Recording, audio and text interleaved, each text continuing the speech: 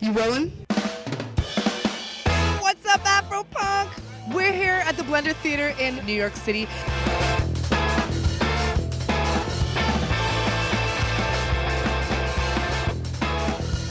Well, if you're ready to move, don't let me stop you.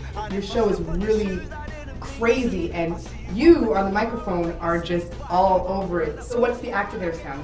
What is that? It's just pure and natural. So hardcore punk rock. Metal. Don't you know you got me going in the worst way? And I don't care if you wanna say you give up.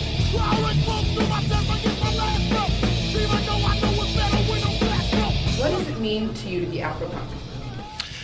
Well, I could totally relate to the whole AfroPunk movement because it's not necessarily just about black people. Obviously, you know, it could be Hispanic, it could be anyone who can relate to this kind of feelings, where you feel isolated and alone, and you want to belong to a certain scene. You may not fit those stereotypes, you may not fit the atypical norm. That doesn't mean you're a bad person, it doesn't mean that you're a weird person, it just mean that you're you, and you should have the guts to actually just be you. And I think it's really cool to have a movement where people can express themselves and not just be racially profiled. Live from New York City, CS KIDTRONIK, DIALLO, AfroPunk.com. We're all up there. Get your mind right before you get wrong. KRAK attack!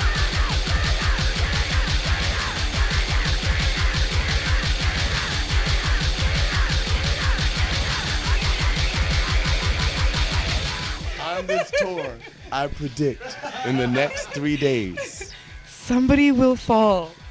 You have a very interesting pair of Converse on. When you see Converse and people in them, is there a particular person that's in them? A lot of times it's like the really liberal artsy kids or like, you know, the free thinkers. This is the shoe that they live in. As odd as it may sound, you do get attached to your sneakers. This passion has gone so far to the point where I have them tattooed on me. You can see them right there, here. That is dedication. classic Chucks. Classic Chucks. The classic Chucks. When you was young, you know, that one pair is the one you had, and you know, you had to put a little cardboard in between the rubber to keep your socks from coming out. Wow. Yeah, it was that rubber. That's some history. We like it.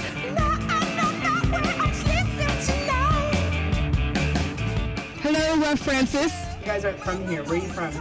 We're from Burlington, Vermont. Good old Vermont. There's a lot of talk about the fact that Death was one of the founders of this hardcore punk rock scene. It's kind of amazing that we've been telling the story so much and we haven't even known about them until like last year. Okay, so you only found out that your dad was in this amazing, legendary, almost like foundations of punk rock, hardcore, last year. Mm-hmm. But on stage, you guys do a lot of Death songs. yeah, when we're not playing with Death, we always play some Death songs. I mean, our father told us, he's like, when you're not playing with us, you better play those Death songs.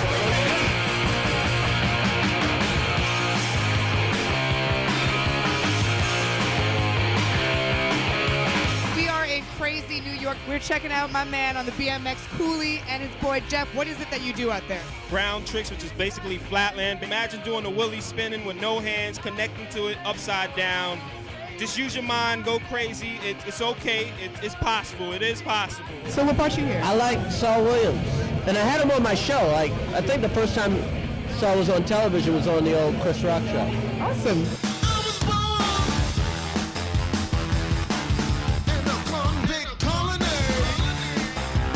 What is it like to be on tour with AfroPunk?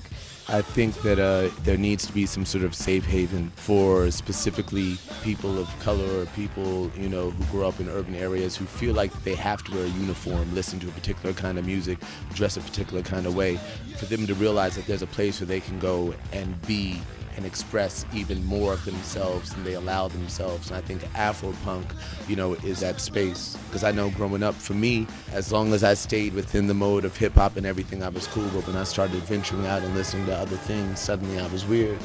And it's great if people don't have to go through that alone.